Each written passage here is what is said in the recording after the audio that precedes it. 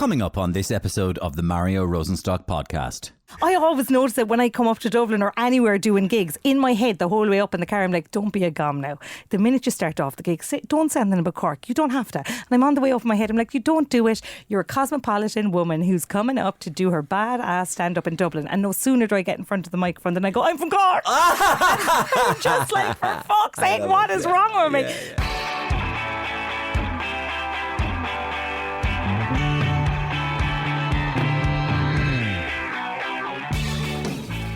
Well, of course, when you've got two very Corkonians on the podcast, a discussion about Cork and Corkishness and all things Cork is certainly going to come up at some stage. But the uniqueness of Cork, which I'm fascinated by in my spare time, was one of the things that Laura O'Mahony, Rob Heffernan and I discussed and talked about in this episode of the Mario Rosenstock podcast. Laura is a comedian and actress best known for her sketches on CCC Cahoots, The Trio, comedy troupe, The School on RTE and Bridget and Eamon. She's also a very successful stand-up comedian in her own right. Rob is one of Ireland's most successful Olympians ever, competing in 5 different Olympic Games and winning a gold medal at the World Championship. Together, Rob and Laura present the Red Raw podcast. They talk very openly about their lives and share stories about body image, trying to conceive, Rob not hitting puberty until he was 17 years of age, and Laura being a virgin into her mid-20s. Nothing is off the table when it comes to their podcast, and nothing was off the table when it came to our chat too. You've come into my DMs basically to say you've looked at my pictures, you think I'm a mess, and you're going to help me. And they get so offended then when I'm like, no, I'm grand, I'm happy out how I am. I do a podcast with an Olympian. If I need any help on my regime, I'll ask him. Hi, I'm one of you. Yeah. Just want to slip you a quick message here that has nothing to do with making me money. Yeah, oh, nothing at all. Nothing at all. Yeah. But hey, look at this new sponge that you need for your self-care. Ridiculous. Yeah. Have you ever thought that you're dirty? Yeah. You're inside and out. Dirty. Yeah. Well, guys, I'm here. You know? I can remember looking at this Italian guy the day before going, fuck, definitely beat him anyway, look at the state of him. And he ended up lapping me twice. Do you know what I mean? And look at the state of him. But that was my thought process, yeah. like, you know, I'd probably having a skinhead and an earring and, you know, acting tough, but underneath you weren't, like. Have you ever appeared on Brendan's show? I have. Yeah? I have. Did you talk about mental health? Well, you are now. COVID? Do you have COVID? I'm afraid of COVID. I'm scared of COVID. It's gone long ago, but I'm still... Oh no. Let's talk about COVID. This conversation is a lot of fun, and it's all coming up in a couple of minutes' time. Now, as two well-known podcasters leave 2FM among a drove of other presenters, some of their fellow podcasters are auditioning for the gig on 2FM. Check this out. Hi folks, that was Ariana Grande, and this is Blind by Boat Club on 2FM. Great response to my call out there, which was, have you ever licked hallucinogenics off the back of 100-year-old Galapagos turtle for your mental health? Text or WhatsApp now. This is Noah Khan and season of the Sticks. Yes, good evening and welcome to 2FM Drive Time with me, Eamon Dunphy and John Giles. The two Johnnies are gone. Now it's Eamon and one Johnny. Isn't that right, Johnny lad? That's right, Eamon lad. Did you ever play County John lad? I'll tell you in the podcast, Eamon lad. Very good, very good, very good, John lad. Here's Pitbull, lad. How are you? It's Dave McWilliams here, coming at you on 2FM Drive Time. Oh, just looking at the electric picnic lineup and the economic implications of the electric picnic. What are they? I'm looking at the lineup here. Teddy Swims, great artist, reminded me of that old economic analogy, that little chestnut, where it's only when the tide goes out that you really, really know, John, isn't that right? Yeah. Who's wearing their underpants. And the Wolf Tones, John, on the main stage. Brings back all the memories. As a chiseler on the main streets of bleeding Dalkey. And myself and the lads gathered round the campfire and were singing raw songs to beat the band. Sean South, the whole works, getting absolutely pulped we are on Linden Village and in the odd reefer to get us going before plopping up the Dalkey up the Vico Road there and kicking the living bollocks off the prawns. We fuck. Exclusive comedy on the Mario Rosenstock podcast as usual. And of course, if you want to catch me live on stage, I'm in the 3 Arena, my biggest show ever, coming next year, Friday, March 28th, 2025, celebrating 25 years of Gift Grub on the radio. Tickets are flying out the door. I'm delighted with how it's going, but please get in there, get your tickets and come and see me. Okay, now to the conversation between Laura O'Mahony, Rob Heffernan and myself. Very different backgrounds, the two of them. She's from the world of entertainment and he's from the world of sport. So how did they end up making a podcast together in the first place? That's where we started. So I suppose Rob and I were kind of thrown together on breakfast radio in Cork. I remember, like, obviously I know about Rob. He's an Olympic athlete. I used to follow his career, but it was suddenly we were going to be on the radio together. And I remember meeting him outside the door, just going to be like, what is this fella going to be like now? Fully convinced he's going to want me to go into the gym. He's going to want me to be doing walking. We're going to have nothing in common. It's going to be horrendous. So I remember meeting him outside the door. Quick kind of, all right, girl, how are you? A bit of a cuddle, all fine. And then we were thrown in at the deep end. Then we're in breakfast radio. I had been on already with Ray Foley, but he was gone. So it was this new team. It was me, Rob, and this other girl, Ciara. And it was like kind of getting to know somebody. Like we'd only barely gotten to know each other, and then suddenly you're on air and you're kind of getting to know him on air as well. But I suppose the real Rob that I got to know was the one off air, and that was the one that I wanted to do the podcast with. I was like, aha, this. And what was that Rob? That Rob is the real Rob. And what is that Rob? That real Rob, I suppose it's we'd be, even though we're very different in terms of backgrounds, we'd have very similar thoughts and things in terms of, like, you know, being resilient, just get up and do it, and don't be a big dope, and don't be bedding down into stupid stuff, and you know, like let's all just get stuck into life and not be so worried about being careful, or like, you know, I suppose from radio there's so much content driven stuff, and even being online it's all like, you know, I've done a clever sketch, and it was just to kind of come away from some of that and the real chats we used to have, all mic, off mic, all the stuff that you can't say on air, all the swearing, all of the talking about drinking and crack and messing. It was like, that's what we want to go on and do a podcast about. No, obviously we just stayed on the radio, except some of us got ceremoniously booted off of it. It tends to happen though to a lot of people. Well, it's very cutthroat, and look, we totally get it. Like Rob, it was stated clearly Rob was let go and I left as a result, because I was like, I just don't think that's correct. So I don't like people coming in and firing my friends, so I left then. And then we were like, what are we going to do?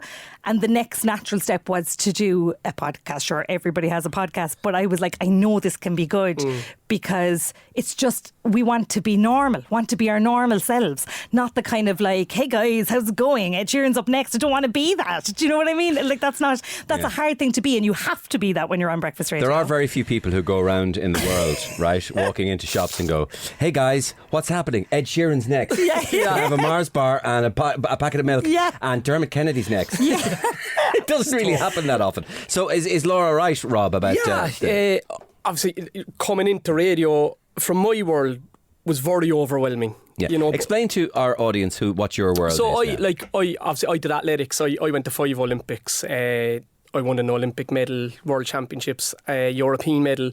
And I've done other stuff afterwards. Like I do stuff on RT and television, which is fine because you're being asked questions, and that's easy. You're asked about stuff that you know about. The only thing that was I could relate it to was when I did Dancing with the Stars, when I was completely out of my depth at the start, and I adapted. But with radio, I always remember at the start, like, you're after biting off more than you can chew over. You can't put up an act every single day. You're going to be found out. This is it. It's over. And we got into it. We did. And I think we used to have better crack. Like, so we used to have to go out the back room to answer the calls for the callers, and we used to fucking have a laugh. Like the two of us used to have a laugh. Like, not putting on impressions as good as you know, but just chatting to the callers as a different person and going back in and chatting to them live in air. And then we used to meet up before work, and it was the crack we had off air. Yeah.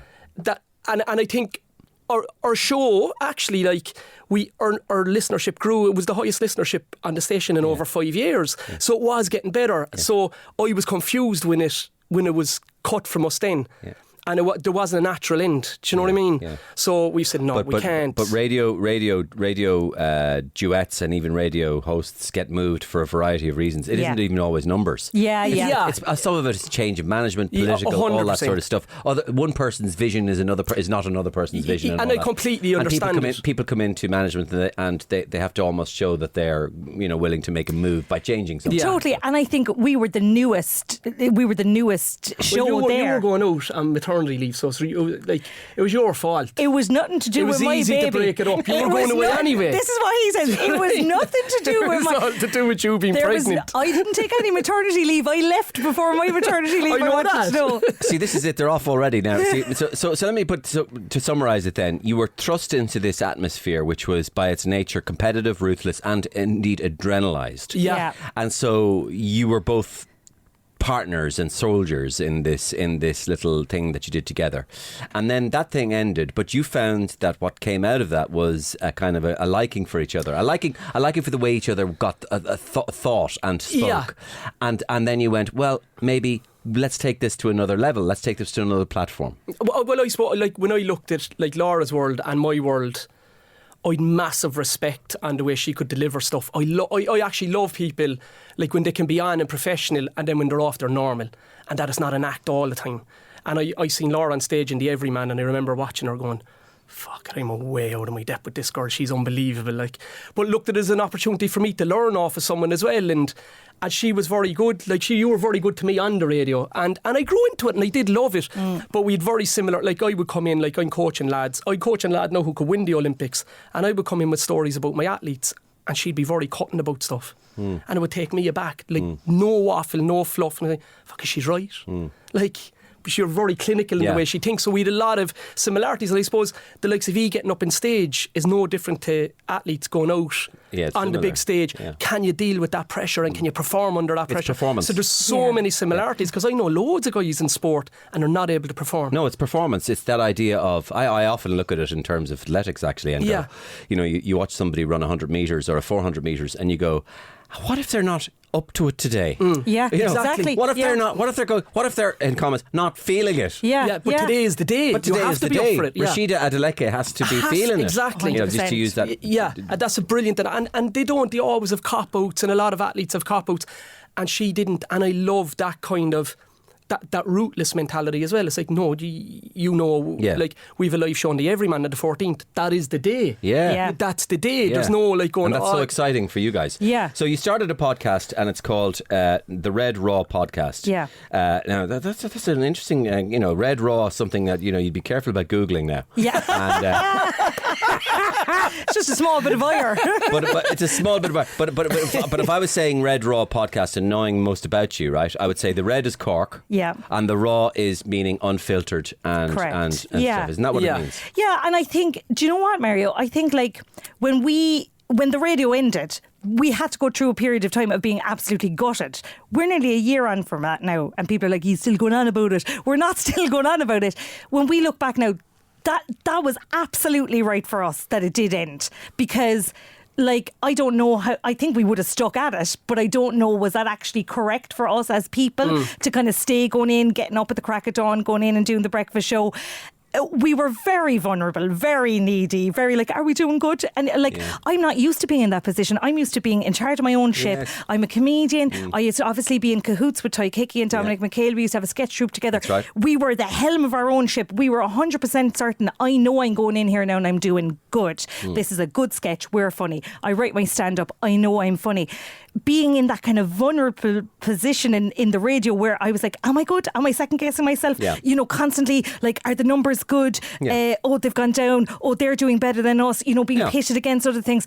actually we kind of realise that kind of mentality probably doesn't suit us. No. We're much better off when we're in charge of our own ship and also free to just be ourselves, because that's all we've got. Like, there'd be days sometimes you'd look back at like little bits you had to do for the radio and you'd be gawking over yourself. You'd be like, who's that doe? I know. Like, does she really care about the new flavour of crisps? I know, but she being doesn't. yourself is all you've really got at the end of the day, no matter where you are, right? For anyone, And so what kind of stuff do you talk about? And what kind of stuff do you... Like, for me with Rob, when like... Rob isn't an Olympian now to me in my head anymore. Like, Rob is a dad of young kids and I'm a mum of young kids, and it's like for everyone to realise that we are all in that same mental headspace of like, I want my kids to be okay. I want them to be well balanced, but I also want them to be talented. But I also want them to be secure and sociable, but also embrace all their weirdnesses and their oddities. You know, like, we've ended up going down talking about those kind of things and just the daily panics. We've spoken a lot about like health anxiety, and like, we're definitely not a mental health podcast, because what if I say macho men and sparkly guys? What's that? Men, that's okay. So that is my thing. Is that like, you know, I would consider that Rob comes across quite macho, but he's actually sparkly behind it all. What is sparkly? So my husband is sparkly, so he's not gay. He's not gay. Just want to say that he's definitely not gay, lads. We have a ball. No, but he's not gay. But he is, you know, loving, open, bait into Taylor Swift. He's in touch with his emotional side. Totally. And maybe even his feminine side. Maybe his feminine side. Like, you know, he loves watching. I am too. Yeah. And to be able to be that publicly, Mario, and to kind of not have to be that, all right, girl, what's the story? Like, you don't have to be that anymore, just to be able to be, like, that's what I want for, I have two sons. I started doing that years ago, you know, when I started doing that years ago. Even Ed would have heard me saying this, I think, when I would have people asked me about music, right? Yeah. And I was adamant about this, right? That I was 100% adamant that ABBA were one of the best bands and some of the best music I've ever heard in my life. Yes. And you'd get some really fierce looks now saying that, but I stuck to my guns. You're and right. subsequently, a lot of those people have turned coat now, and they're like, yeah, ABBA's great. I love ABBA. Like, it's the hooks, it's the melodies, like unbelievable. And their longevity, and their holograms. Like Bjorn, like, it's fucking amazing. Like, I need it there. He makes a stunning hologram. No, but it's the melding of the two female voices there, like, it's the harmonies there, obviously. Yeah, like, obviously. You know what, but it's so true. Like, as in, like, I want my sons to be sparkly boys. Okay, they can also play GAA. They can do whatever they want, but just well-rounded, emotionally well-rounded. And I want them to be like great boys to their partners in the future. And like, so I think some of our chat is basically what we would have been chatting about off air, because obviously, like, our life was going on while we were on air doing the breakfast show, and you'd be stressed about various things, and we'd be chatting about that off air. And it's just living, isn't it? It's just living. Living through the prism, through the lens of your two personalities, and your two personalities bouncing off each other. Yeah, and the similarities there. And I think the similarities for everybody in life, you know, like that, you know, we're not necessarily, you know, we have a mental health issue after going out and having 7 or 8 pints. You're just fucking tired and you're hungover. You'll be grand in 3 days. One of the biggest laughs I get in the last show I did in the opening 5 minutes was I was doing a routine about, I was trying to split up all the characters I do, and obviously I was down in Cork, and I was going, I lost count of the amount of Cork characters I do, because it's not just like I do the odd Cork character. I actually had them filed and everything, so I had about 18 different Cork characters, and in fact I had them catalogued according to the different schools that the Cork characters went to, Spirit Nave and Closh the Crease and all this sort of stuff. And then I would do impressions of them based on the fact that I would imagine what they were like in school. And one of the best laughs was when I went and saw Rob Heffernan, and then I start doing you as an 8-year-old discovering walking for the first time, and the teacher's trying to follow you around the class, and you're out sprinting him walking,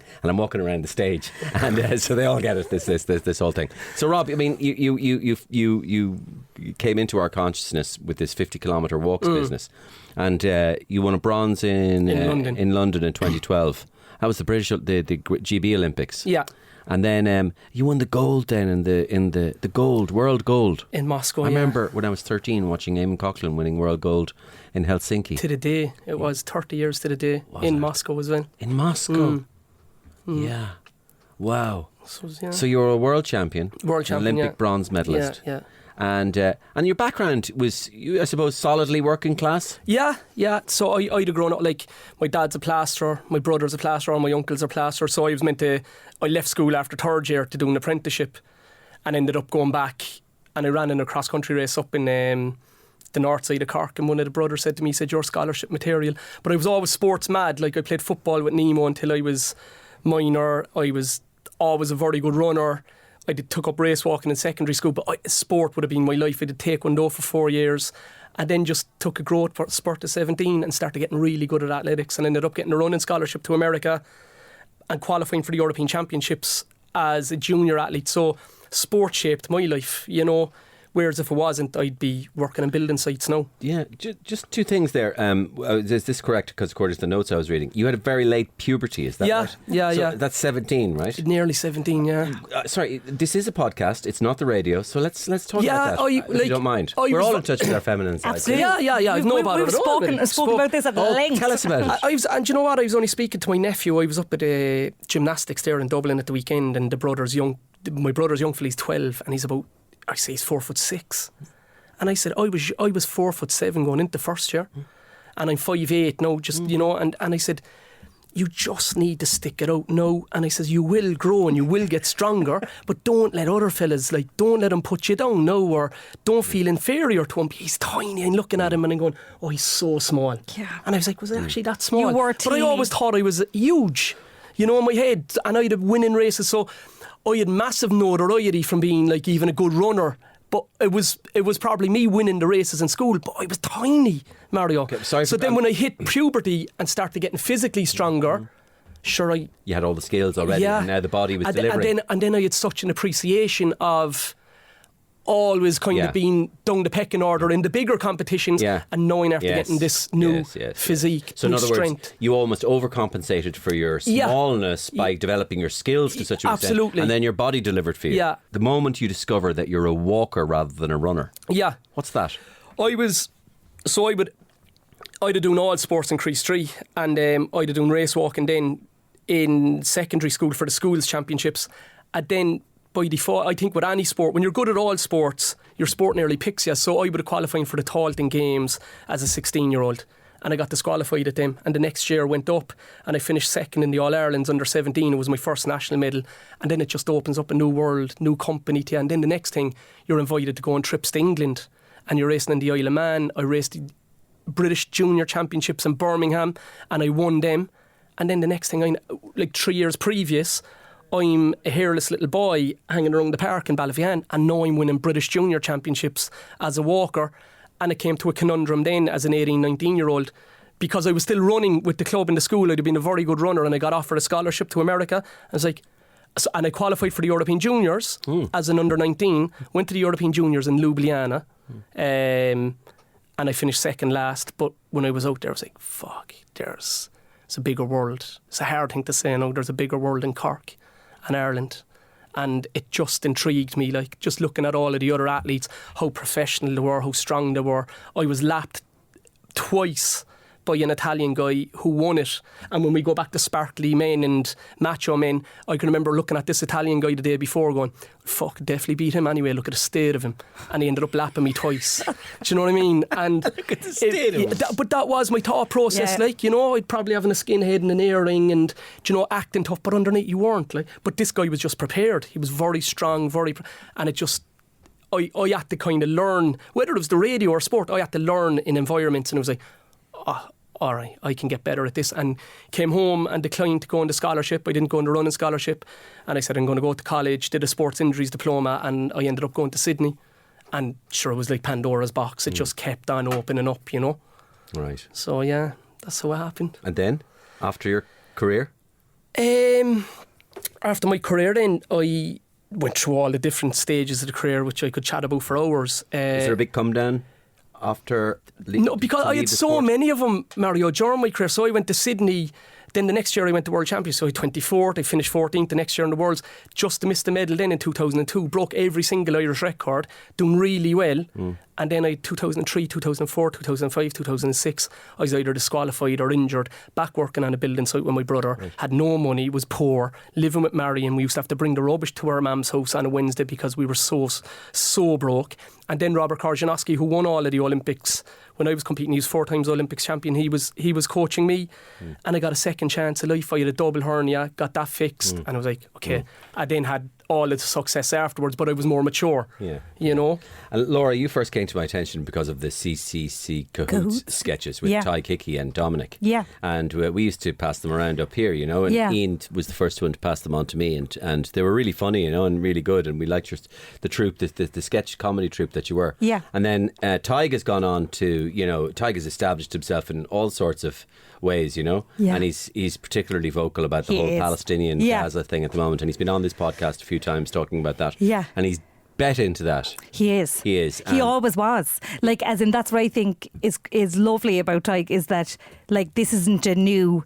He's not jumping on any sort of bandwagon. This has been a story. Tyg has always been an advocate for Palestine, basically, you know, and his political interests were probably maybe what ended Cahoots, because we weren't super political, but I'm glad that he's gone on to kind of like fully use his comedy for what he wanted to use it for. Absolutely. Do you know? And Dominic is an actor. Dom is an actor, but he also is like working in a pharmacy. He's a pharmacist. He's not a pharmacist. Was he in Young Offenders? He was in the Young Offenders. He's Sergeant Healy. He is. And we still act together every Christmas. We do the improv panto in the Opera House. So like we're still all around, and we're still all friends. It was a sad time when we broke up, because it was just before COVID. It was just the start of COVID, and we just kind of realised it had lost its momentum a bit. I know, yeah. I mean, for the listeners out there, if you want to Google the Cahoots sketches, CAHOOTS CCC Cahoots, some very good sketches. I'm just trying to remember one of them. I remember one of them that came back to me there just a minute ago was there was a piss take of the Happy Pair twins, and they were called the Sad Pair. They were very sad. Imagining the pairs if they were sad and just stood around being unmotivated and not doing sea swimming in the morning or sun salutations, and they were just standing around and nothing was going on. Oh, it was a great. Do you know what? It was great. Were you aware of those sketches? Oh, they're sure. I watched them at home, and I was watching Laura's stuff so much. It was like I felt like you're one in Baby Rain there. I was looking back in it. No, little stalker. It's like, she's brilliant. It's but weird. The Anne and Barry one was very funny. Oh, as well. Anne and Barry, it was good crack. Anne and Barry as adults. Me and Tom were Anne and Barry as adults, and kind of we were still going to the shop for jam and sandwiches and stuff. It was a great. Like, we had a laugh. We had such a laugh. That's another. Like, I'd enjoy her humour. Like, her humour's fierce. Like, if I don't find somebody funny, I can't switch laugh. off, like, and you make me. She's a laugh. Like that was the crack we had in Coots. We used to crack each other up, and we so enjoyed it. And then I hate when anything ends. Like, I get so sad when something ends. So when Cahoots ended, it was just a natural end. Really, COVID happened. I'd be so sad. I'd be like, oh my God, that's gone now. And then I have this. Rob will tell you, I have this feeling of like everyone always leaves me. She's always left on her own. Rob is going to leave me now. And all this. It's some sort of weird thing from when I was. It must have been from when I was small, and you'd have like groups of friends, and then they'd break up. It's like, oh God, she'll be back to being on her own now again. But when Cahoots ended, I genuinely did feel sad. But like, we've managed to, like, we're all still friends and everything. We're not like steps. We're not going to need to do an awkward documentary to see if we can still get back together. But like, yeah, I think for Tyke has gone off the direction he wanted. I've gone off the direction I wanted, and so did Dom. Like, I don't know. Sometimes I think there's a one reunion show in us, but then maybe nobody would care. And you are continuing with your stand-up. I am, yeah. And you write all your own stand-up. I do. And you're performing your shows. I am. And do you do tours? Not at the moment, because I'm doing Being a Mam as well, Mario. Yes. And it's so hard. Like, You've just had your third? I've had my third and last. There'll be no more. The snip has happened. There will be no more. The snip is had for Sparkly, are you? Sparkly has been snipped. I've done enough.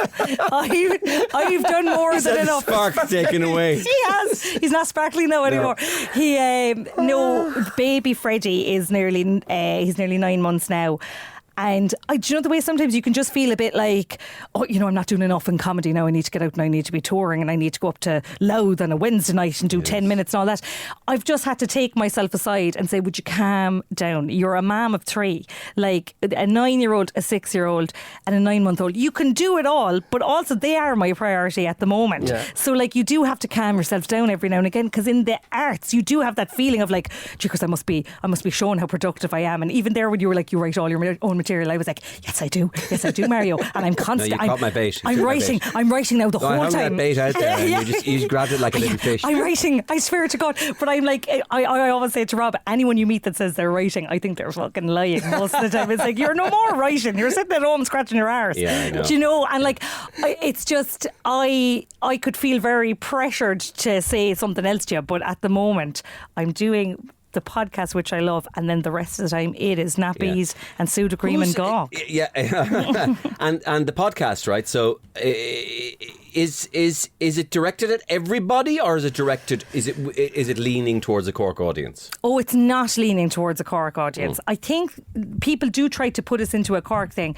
The only Cork thing about it is the fact that we have 2 dirty Cork accents, but everything else, it's just universal. And I know that's annoying. It's like, who is it aimed at? It is aimed at everyone, because I do think you could get a bit out of it for no matter what age you are. And I do actually think, I suppose we love Cork so much, it's very hard to jump out of it.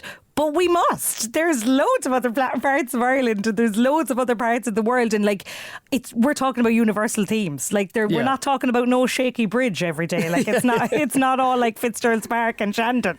Do you know? We're talking about the world. Oh, yes. It's not all the shaky bridge. Of course not. No. But people are like, you know, you'd be introduced as like Cork podcast, and I'm like, why are you doing that? Are you diminishing? Look, I was only asking. Yeah. Are you diminishing it, Mario? There's no need to take umbrage. No, right? but you know what I mean. Definitely. There's no need to take umbrage. We're coming to the Oireachtas committee now. Yeah, right. I want that on my desk on Monday morning. We'll take load of umbrage. Don't get any umbrage with me. Okay? I have no problem with Cork at all. So one of the things is, did you say that you were, when you had your third child, you were inundated with personal trainers sending you loads? Yeah. Tell me about this. Oh my word. They get onto you. This is a new kind of a thing. They get onto you on Instagram and they send you a private message. Now, the first insult is that they don't follow you. I'm like, if you're going to insult me, please follow me. Like, don't abandon me before you could follow me. Please let me. I knew he wouldn't. If they followed you, there was no way would they send you a message. They'd be straight away blocked. So the message you get is basically like, hi Laura, how are you? This is whoever here, Jason. And I've just been looking through your pictures. And, you know, I offer a kind of a 10-week program. This is what you'd have to do, nutrition program and like, you know, physical regime and blah, blah, blah. Would you be interested? And some of them go so far as to kind of say, you know, for moms that kind of want to, like, you know, get themselves back. And I'm like, excuse me. I said, what do you mean? They prey on the mom factor, you know, like basically you've made a mess of yourself now with the babies, girl. I've looked at the pictures and now I'm coming on here to under the guise of wanting to help you. So I've often like fired back going, no, I'm grand. I'm delighted to be a chubby dote. Please go away. And one fella got back going, oh, you're not as nice as you seem. I'm like, but you've just come into my DMs. Like, I'm about my business. You've come into my DMs basically to say you've looked at my pictures, you think I'm a mess, and you're going to help me. They've bench pressed into your DMs. Absolutely. And it's chaos. And they get so offended. Then when I'm like, no, I'm grand, I'm happy out how I am. No, that is. And I'm like, I do a podcast with an Olympian. If I need any help on my regime, I'll ask him. Do you know what I mean? But it's a new form of marketing. You get upset. Do you know what you should do, Laura? You should just let it lie, right? And then 2 weeks later, you just slide into their DMs and go, listen, I've just been having a look at your pictures and your remarks and your comments, and I kind of run a mental health thing. I know. I think you might need a little bit of coaching. Now, I do a 10-week seminar for £1,000. Yeah. You're not as nice as you could be. You're not as nice as you could be, particularly for dads that feel like they've really fucked themselves up. Like, it's just... And now, if you were sensitive at all, like, it's fine getting on to me, but I was like, what if they got onto someone that genuinely has some sort of eating disorder or something? You'd be feeling like a big fat dope driving the car. That's what I felt like after it. That's new to me, Laura. They're not following you and they're sliding into your DMs. Sliding in, They're preying on the fact that you've had a baby. Yeah. And they're going, you've let yourself go now. Yeah, look at the mess. Let myself go. Yeah. I have 10 minutes to do in Louth tomorrow night. Yeah. I'm not doing no squats with you, boy. No, but it's bizarre and like... But it's back again as content, isn't it? They're platforming off your public status. And they want me to do some sort of transformation. And I think that's the podcast as well, like that we're genuinely unfiltered chatting about our feelings with our experiences in life, and that it's not coming at an angle, and it doesn't necessarily mean that we're right. And we have, it's just, I could be completely off and we've chatted about stuff, and it's like, fuck it, I'm completely wrong. That's but we just have the way I war think. over body image stuff, because like Rob would be talking to me about like, oh, I've put on a few pounds, and I'm like, have you seen yourself? Like, you're the size of my baby finger, like as in, and so we often get into like kind of stressful conversations about that stuff, because. But you've probably spent your whole life being extremely body conscious for the obvious and we've reasons. covered that then as well, like that we're all coming from a place and an imagery of ourselves that we're happy with. And I sent Laura on a picture the other day, like when I was 39 and I was like a mini bodybuilder, like I was so cut. So when I see my boobs starting to sag here and I see this here, I definitely have a bit of body dysmorphia from what I was. Even though relatively speaking, of course, you're very slim. Yeah, and we've done this the other day, like, and I made kind of analogy to a girl who's putting up videos about weight, that she had the perfect body.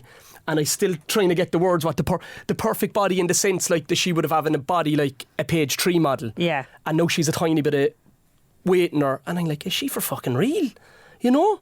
Why can't 40-year-olds put up pictures now that they're making us feel normal? Like, that it's normal to have a bit of fat in you, like. And we've also discussed then, like, when Rob was saying that about your one with the perfect body, then I'm here going, what do you mean perfect body? There's no such thing. What are you talking about? Yeah, and I'm like going, no, you tell me what I mean. You know I'm not meaning this in a derogatory way to you. And also this notion of like for if Rob has some sort of issue with his body, then it makes me think, oh, jeekers, he must think he's one of the ones now thinking I'm a mess, needs to be fixed, because I've had 3 sections and I'm not out pound, you know, I'm not running, and I'm still a chubby little dote. But we've had good chats about it. It's actually helped me to be more normal about it as well and calm down. Like, this is not a man roaring at me to be skinny. He has no interest in that. He would like me to be healthy, which I am. But you know, that chip in your shoulder comes with you the whole time, and then it gets exacerbated by these dopes getting on to you, basically saying you're a mess. Yeah. I've looked at your photos. Yeah. I'm like... And not following you, that's the gas. Yeah, at least give me the follow. Come on, need those numbers. And is there a slight scepticism from both of you towards the wellness industry? Oh, huge. Yeah. Was that fair to say? Yeah. Like, I think it's completely over-contented, in the sense, like I would say to Laura, if she did ask me for advice about fitness, sure, just fucking go out the door. Leave your house. Go 15 minutes down the road, 15 minutes back, do a few wall squats with a Swiss ball, and do some bicep curls with a tin of beans, and you're grand. I says, because I've done so much stuff, I have to go out and run 10 or 12k every day just because my body's used to doing so much training. It's overcomplicated. Like I think with exercise and fitness, if you could just bring in, and you go walking out with Freddie in the buggy every morning after the school run, it's just been... But the wellness, you're talking, thing. Rob is referring, I think, specifically there to a little bit to physical wellness. Yeah, and we covered industry. that as well. Like we went on about even settling them. I was like going for, intrinsically, like before I raced, sure, I could go off to the beach on my own. There was no agenda with it. It was just to settle my mind and to think. But you could build a whole narrative around mindfulness and. What were we on about the other day? Like, being present and just fuck it's over. I'm always a bit edgy about, like, we don't think, like, we're not going to be people that are going to help you with your mental health. We might accidentally help you with it by listening to us, but like people that are making an industry out of it, they frighten us. There's people we know that are out there giving talks about this is how you get your life on track and this is what you need to do and blah blah blah, and I'm like, I don't know, should we be? I think we have to be very careful of who we take advice from. And I think there are vulnerable people online that start following these kind of wellness gurus, these self-proclaimed wellness gurus.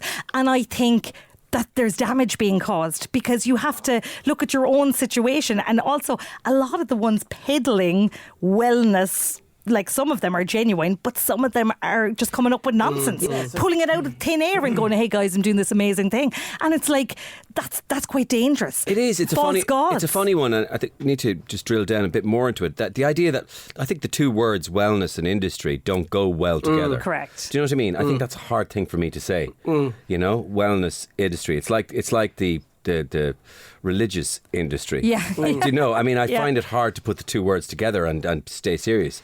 And the other one is the idea that industry suggests constantly selling. And I don't know about constantly selling wellness, right? Yeah. And the other one is wellness is something that if you're being fed or if you're being given and fed all these feeds of wellness and everything, there's a danger that you may become stressed from the feed of the wellness.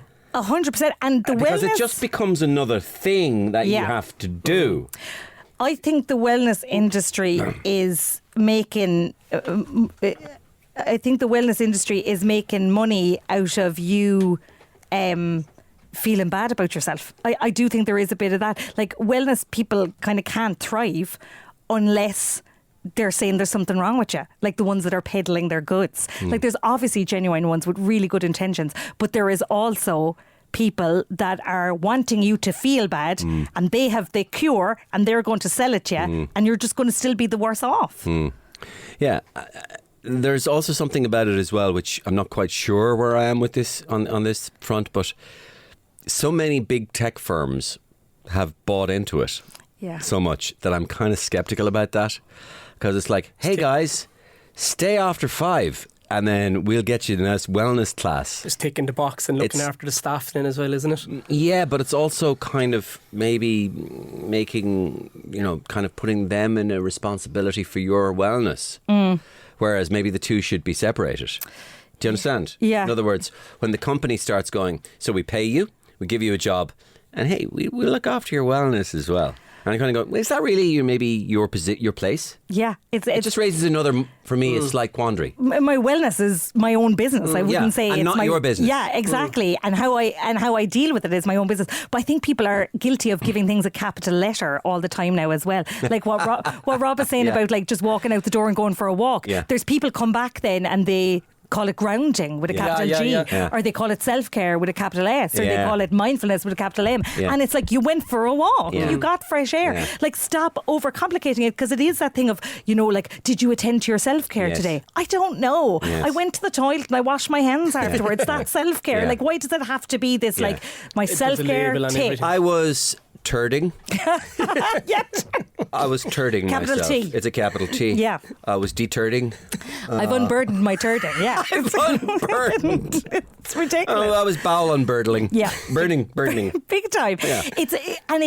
There's obviously people who have learned about it, but then there's also people that are pulling it out of their arse. Like, I could go onto Instagram and be like, hey guys, we had a really great trip to Dublin today now, and on the way up in the car we let the air in and kind of circulate, and really got that breathing going. I'm talking out my hole. And there are people that are, and I just think there's vulnerable people that are not aware that you're giving yourself these false wellness gods. I'm even going to go even harder with you, right? I'm even going to go, anybody that starts with, hey guys, they've gone. I've gone already. God. No, I've gone. You've lost me, yeah. That's why when you see the follow-through rate on your Instagram saying, he left me after 0.4 of a second. So, hey guys. Hey, gone.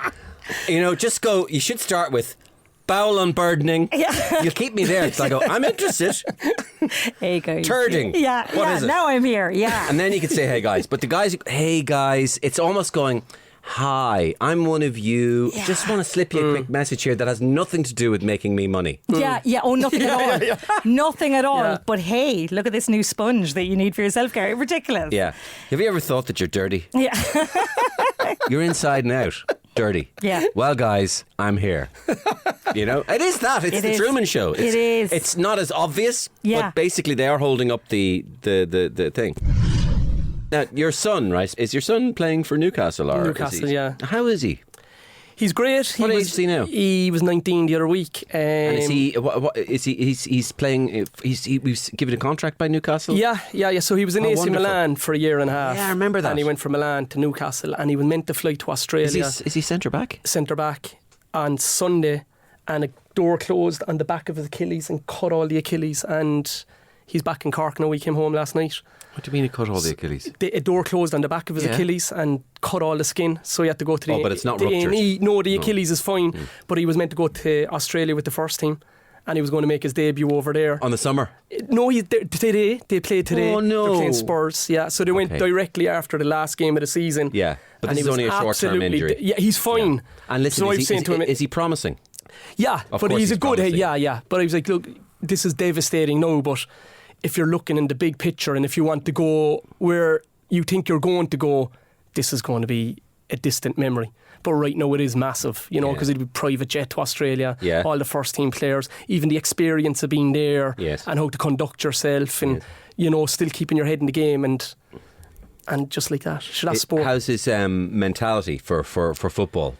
He's brilliant. Like, we were just chatting to him there before we came in here, and he's a great young fella, isn't he, Laura? He's really good, and I just think he's lived the life, and I think he's an appreciation for the environment that he's in, because being an athlete, being away with me and Marion, it was so tough. We had to do everything. So instructive for him. Yeah, but no, for him, I think the football world's easy for him. Yeah, are a lot of lads like are a lot of lads his age, and maybe girls as well? Are a lot of them quite sensible, or not?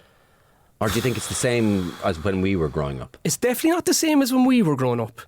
I think there was a lot more characters when we were younger. I think they are probably a lot more sensible. A lot more. For example, my son is he's 16. He's going to be turning 17, and I mean, he would laugh in my face if I suggested if I asked him about smoking. Okay, and he'd go, "What kind of a knob would smoke?" Yeah. Right? And I went, "Just asking. Don't take no umbrage." Yeah. Right? And then I go vaping, and he went, "Now you're getting really stupid." Okay. Yeah. Right? Vaping. You fool. What fool vapes? So he would regard, and a lot of his friends would regard anybody that vapes as fools and smoking and all this. And I went, drugs? No. Although they would be interested in the concept of weed in even the future and everything. Because that's based on the idea that it's not necessarily bad for you. Yeah. Alcohol? Fairly in moderation, I think. So yeah, it's not as heavy as when we were younger. It's not as heavy. Yeah. I mean, we used to have. I mean, you'd probably be similar, not similar vintage to me, but from the same generational values. Where when we were 14, it was like get 2 litres of Linden Village and go into a park and just throw yourself into a bush. Bushing, isn't it? It's bushing. Yeah. Unburdening. Go on, Laura, girl. I never bushed in my life, but no, I've heard unburdening your bush. Giving your bush a bit of self-care. Yeah, unburdening your bush with a bottle. And so we used to do that, and we just get hammered. But that gives me great, like, I don't want them to be too serious, but as a mum of like a 9, 6 and a baby, like in my head, the minute they hit 13, it's all drugs and women. Like that's the panic in my head. I'm like, oh my God. And the other thing is, I've often seen them being a bit more tactile with each other. Right, okay. Particularly the young men, boys, 15, 14, that they're able to put their arms around each other and they're a bit more tactile than we would have been when we were our age. And it gives me a lot of hope. Yeah. I was saying that to Laura, like, Cathal was home a couple of weeks ago and I'm sitting at home watching The Green Mile with Marion, and he rang me. He was out with his friends and he said, Dad, we're down in the local bar, and he says, come on out with us. And I was fucking delighted, do you know? Did he? Yeah, so I went out, and I was at home jumped in the car. I was on to Laura and got dressed, and Mara goes, go on away. Sure, we fucking ended up then like until 4 a.m. But the lads were more chatting. Yeah. Lovely guys. I love it. Brought in the neighbour with the guitar. He was singing songs. Stevie Moore, what a legend. Isn't that and it was nice? a lovely night. And you know, there wasn't the next morning like when we were younger, oh, what did I say, or the awkwardness. It was like, that last night was great, wasn't it? Aww. And that's nice. Isn't that nice? Whereas my 2 smallies just think I'm that cringy dad now, so I still have that kind of... Yeah. I'm cool with Cahill's friends. You are. But I'm young, like. Yeah. But you're very cool. But it was nice. It's nice. Yeah, well, I was asking, like, were the friends asking him to come down, like, for the crack, or were they asking him to come down to be like, bring your dad down and like show him off? What was it? But I do tell him to bring the gold medal. Yeah, I do think they think you're cool and that they want to hang out with you. But he's which good is a friends, but they're thing. lovely lads, and they're all. Yeah. I don't know. I get a lot of good vibes from these. No, you're young right. And I used to, even when his kids were, the boys were around when they were younger, he was like, oh, Dad, all of the boys love you. I think if you treat them like adults, realising that they will be adults in 3 or 4 years, they remember that. Yeah. Don't treat them like 14-year-olds who are dopes. Yeah. Every time I have somebody, or not that they are dopes, like, but. Every time I have people from Cork on, I religiously ask this question because I went to school in Cork for a while. Where? In Ashton. Did you? Yeah, and for 3 years. Yeah. During my very, very, very important adolescent period, you know all about, which happened to me bang on time. And no issues there at all in the old Black Rock Road. Puberty off. Puberty off, yeah. And so, I loved it, and it was a very important time in my life, and it was very formative because I discovered my love of acting. Okay. And Ashton is kind of like arty, isn't it? It's a bit arty, isn't it? And I did lots of plays there. Yeah. And that's where I wanted to become an actor and all that sort of stuff. And I was in kind of the boarding part of the school and sneaking out to Lennox's for chips and all that at night and all that sort of stuff. But Cork for me then, and that made it that when I do all my comedy and stuff, that I love going to Cork, and that I seem to sell a lot of tickets there, and also because I loved all the Cork characters, and I guess I fell in love with the Cork piss take, and it reminded me that it is kind of totally very closely related to what I do, which is taking the piss out of people. Yeah. Seems to be very, very very Cork thing. Yeah. Like I remember, you may remember in 2010 or so, where that famous thing happened to Neil Prenderville. And I came down a week. They're not really. I came down a few weeks after that thing happened to him. Yeah. And first thing, you get a taxi and it says, "So you're going to talk about your man?" and I went, "Well, I don't know. Like, I don't know. What would it be like? How would it go down well here?" Taxi man gives me 5 minutes. Quality. Right? Next taxi, right? 2 hours later. Same thing with the taxi man. I go, here we go, the same 5 minutes. Totally different 5 minutes. Really? Utter quality. Okay. Prenderville. Okay. Absolutely, they have them razors out. Okay. Yeah. Yeah. Sharpened, Yeah. filleted. Yeah. They're just gutting the fish. Yeah. Absolutely beautiful stuff. So what I was asking you was, what is so, like, and you can speak freely about this, what is so special about Cork? What is it? Can you try and put your finger on it? I for me, after all of the travelling, I love coming back home, like, and the characters that you can meet. There's a massive sense of crack. I remember after I won Worlds, I was meeting Roy Keane for a coffee, and I was waiting for him in the Riverlea Hotel in the lobby, delighted to meet Roy, huge hero of mine. And then Tomás Mulcahy was at the counter, Cork captain of the hurling team that won the double in 1990. And then there was Dr. Khan was over in the corner, a legend in Cork, who I'm really good friends with now. And I was fucking just going, this is unreal. Tomás Mulcahy was on my bedroom wall. I was telling him this, like, I had a poster of you on my wall, you're like David Hasselhoff. Roy Keane, Dr. Khan, and the chats. And I just think we love our successful people then at home. And there's a bit of a safe place then when you're that they're fucking just having a laugh, you know, and just having the chats there. And I've had it down the Atlantic Pond. I'd see it out when I'm running every day down the line. Just some people are very funny, like, you know, they are very funny. Very funny. They are like. very funny, and they're very quick with it. And even if I was down the line the other week with the lads, and there was two women passing in their 50s, and I put my arms out. One of the boys were there running, and he goes, "Watch that fella now." I says, "He's very dangerous. He's just out of jail." And she's fucking just like that. He goes, "He'd want to watch us." But it's very Cork, you know. Yeah. But they were in their 50s, 60s, and I hope that's not dying in our culture down there, because there's fierce characters, like. Is you agree, Laura? Yeah, I think it's crack is, like, obviously there's crack all over Ireland, but Jesus, Cork crack, it's the glint in the eye. It's like when you meet somebody, like, obviously there's a lot of dopes as well, but when you meet somebody that you're like, there's crack in this person now, it's like the room could explode with the amount of crack you're going to have. And I do think that so I'm going to have mad crack now. You sound like you're trying to package the two Johnnies there for a second. There's so much fucking crack here. My jaws are fucking falling off. But it's just, there's something about it. I always notice that when I come up to Dublin or anywhere doing gigs, in my head the whole way up in the car, I'm like, don't be a gom now. The minute you start off the gig, don't say anything about Cork. You don't have to. And I'm on the way up in my head, I'm like, you don't do it. You're a cosmopolitan woman who's coming up to do her badass stand up in Dublin, and no sooner do I get in front of the microphone than I go, I'm from Cork. I'm just like, for fuck's sake, what is wrong with me? Yeah. But there is a kind of it's almost like I feel everybody needs to know. Do you know, like, as in, and it's just. I'm trying to figure it out, and there has to be a background to it, and I'm kind of thinking one of the things is the independence, right? Okay. It's that singularity. Yeah. It's the fact that there's us, there's them, there's all you. Yeah. Because no other county does this. No other county does this. We're like the Basque country in Ireland. Yeah, a little bit. No other county does this. Dubs don't do it. Dublin people don't do it. The Dubs don't do it. Dubs just go, you're from the sticks. Yeah. Everybody else is from the sticks. We're the city. But every city does that. Yeah. Madrid does it. Paris does it. Yeah. And they're a little quicker and a little brusque and a little arrogant and a little, a little bit ruder. Every city is like that. Yeah. But no other county does there's them, but then there's us. Yeah. So there's that insane pride. Yeah. In who they are. With a small chip in the shoulder, which I think is the chip is the bit of magic. Yeah. Because, like, I've often been up here doing gigs. Up here, even saying that is a weird way to say it. But I've been up here in gigs and people like, you came all the way up the road from Cork.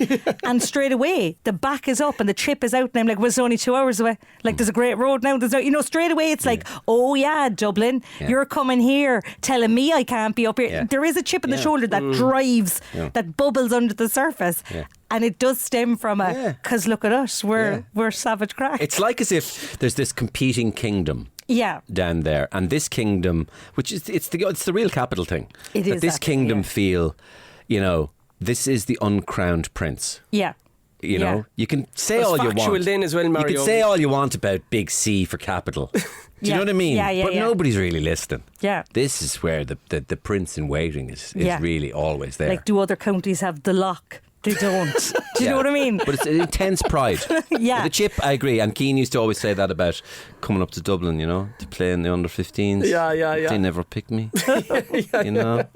They never picked me. I was going, why? I was too small. We all started small in Cork. My balls didn't drop till I was 18. Yours dropped before his. Yeah. I don't remember meeting you in the River Lee.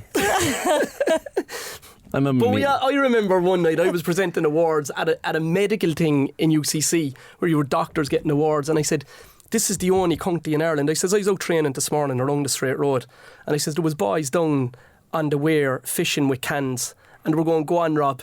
And then I'm not there with the highest members in society getting awards, doctors, and it was the same. And there was just a universal feeling of being proud in all walks of life in Cork. And we've loads of examples as well. I remember when Spain beat Ireland 7-0 in the soccer, I was out in Spain training, and the Spanish guy who I was training with goes, normal, Rob, Irlanda is amateur. And I say, Paco, I says, I live in Cork. I says, we've Dennis Irwin, Roy Keane, Sonia O'Sullivan, Marcus O'Sullivan, Derval O'Rourke. Let's not go on to Ronan O'Gara and the rugby players and then all of you. I says, we're different. I says, and then he started explaining to the Spanish friend in Spanish, no, the mentality in Cork, muy diferente, diferente personas, muy diferente in Cork. Yeah. There is a winning mentality, and the Rog is a very good example, of that that stubbornness and that kind of, it's a bit of an arrogance, a little bit of a chip, and it's just a bit off in a way, but it's, for me, it's so on, but for other people it's so off. I mean, Rog is strange. He's odd. Well, I think most Cork people are seem normal, but you also are a bit wary of them because they're demented. It's a bit demented. Yeah, we're all demented. It is a bit demented. My dad always says it. He's like, make people think that you're demented. Yeah. And that's how people kind of... It is, it's half demented. Yeah. But I mean, Rog is an example. I mean, everybody knows that Roy Keane is half demented. Yeah. But Rog is half demented. Yeah, anybody who goes on national television, they go, so Ronan O'Gara, can we have your opinion on the first half? Do you think Ireland worked the back line well? Do they work the back line well? You're going, is this guy a fucking Shanna Key from like old Ireland? Do you not realise you're on telly? Yeah, the buttons are, the time is going. And he just couldn't give a bollocks. Yeah. He's just there, the telly will wait for me. Yeah, it's his demented, wayward soul. We all have it. And it's gripping because everybody's used to filling time now. So what do you think about that? I'll tell you what, I'll give you 20 minutes on that, I'll give you 40 minutes on this, and I'll give you 30 minutes and 10 minutes in Louth after that, and I'll have a baby in between, and I'll run telling me kilometres, and I'll deturd myself as well. And you go, okay, that's enough content. But then this fella just goes, I don't know. This is brilliant. Mesmerising for somebody to go, and it looks half as if he's on the spectrum. Yeah. But he's not. It's just his wayward Cork soul. That demented Cork thing. Anyway, I love it. Yeah, I love it. We do too. Sonia O'Sullivan has it as well. She does it on her own. Sonia O'Sullivan. Sonia, I'm not laughing at her. Whenever I'm doing Sonia, I play her as a ventriloquist dummy. And I'm sitting on somebody's knee and she's going, This is one of the first times it's one of the first times I've done this impression. I actually don't often I'm refusing to laugh. Sonia's my friend. She does have a good sense of humour, I heard. Yeah. Come here, can you tell me, have you ever appeared on Brendan's show? I have. Yeah? I have. Did you talk about mental health? Well, you are now. Why would you slag off mental health, Brendan? I mean, Liam, or no, Rob. What were you running away from? What were you walking away from? Don't walk away from me. He's always looking at his sheets, Brendan. Always his sheets on the go all the time. Oh, yeah, no. COVID? Do you have COVID? I'm afraid of COVID. I'm scared of COVID. It's gone long ago, but I'm still... Oh, no. Did you see COVID? I thought I walked into him a minute ago. Let's talk about COVID. John's plan. Oh, we love John. That's another element of Cork. Because I'd meet you. The fella that has the hair of a 14-year-old, and he's actually 400 years of age, right?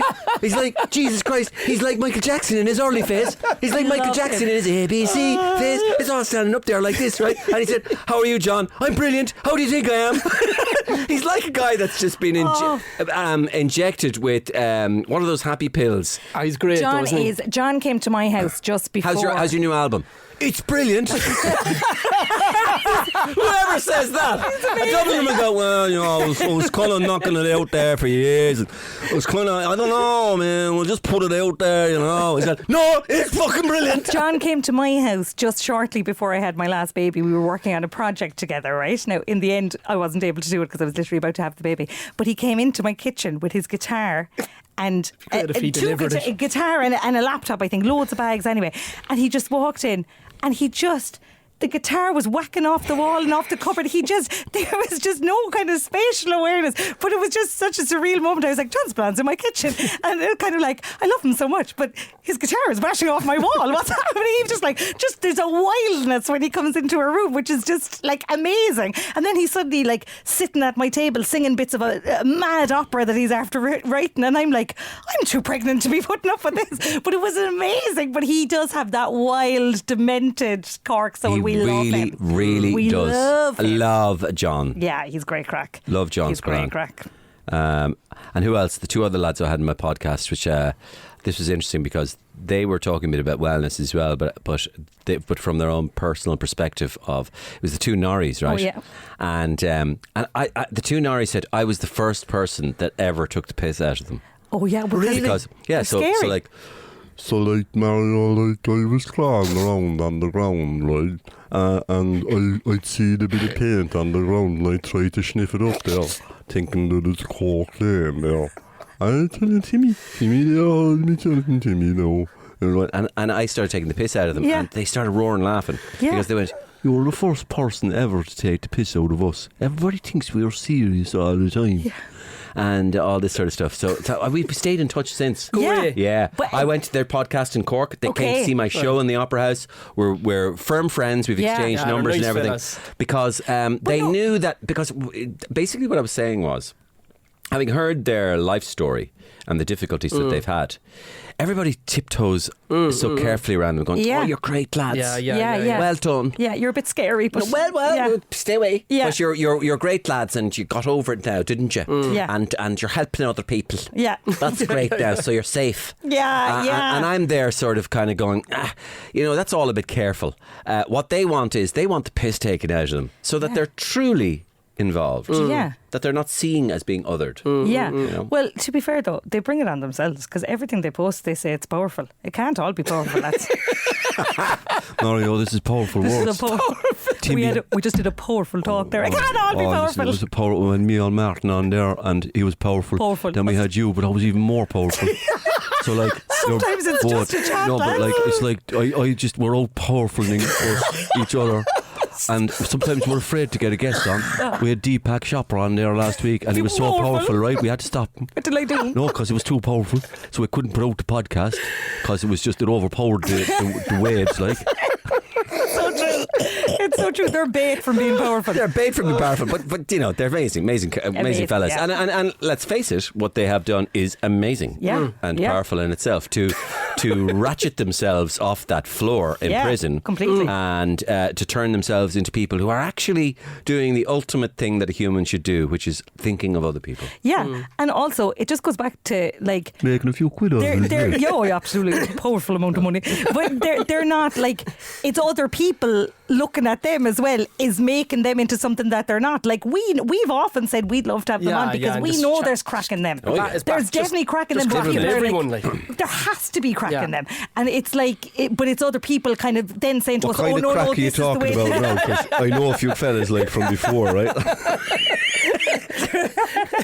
I know a couple of powerful fellas. This crack was powerful. Yeah, we should have get loads of more other Cork people together and It sit would around explode. the table and The have room that. would explode. Yeah, with crack. Yeah, Yeah, it would. Yeah. Anyway, that's my fascination with Cork. Good. That's pretty much it. That's pretty much it. The podcast is called the Red Raw Podcast. Yeah. And it's not a Cork podcast, it's for everybody podcast. Universal. And it features you two personalities together, hitting off each other and bringing your own wealth of experience, life experience. And of course, I knew you before, Laura, a little bit. You appeared on Sunday Roast a bit. Many times, yeah. And I was a fan of Cahoots. Yeah. And Rob, great to meet you. Lovely to meet you. Lovely to meet Thanks you. very much. And mind yourselves, and a pleasure to have you on the podcast. It was powerful. Powerful. Thank you, lads.